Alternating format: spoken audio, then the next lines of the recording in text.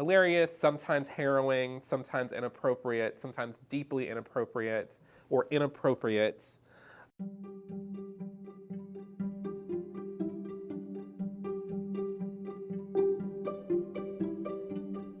A Strange Loop is about a black gay man who's writing a musical about a black gay man who's writing a musical about a black gay man who's writing a musical about a black gay man who is trying to change himself.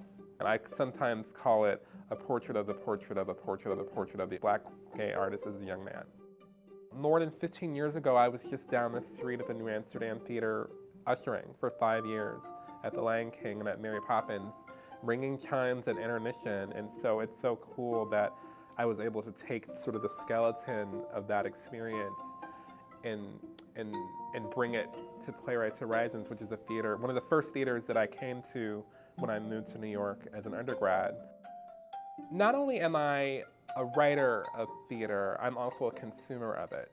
Even when I would see representations of, say, black people or queer people or black and queer people, they never were representations that I felt like I perfectly aligned with. And then so part of what I wanted to do with A Strange Loop was to create a character and an experience that was my experience, and I'm putting my in scare quotes for a reason. I wanted to show the not as glamorous parts of being a black queer person in the world in a non-traumatic way, but truthful. There are difficulties that one can go through in that body that are not necessarily about their destruction. I really like what Robert O'Hara says about theater, is that everyone is welcome but no one is safe.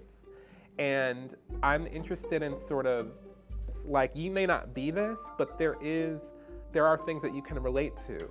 And this is a test of your empathy, which I think is what theater should be in the first place. I hope that the audience leaves the theater of A Strange Loop thinking about what it means to be a self in general, and what it might mean to be a black queer self in particular.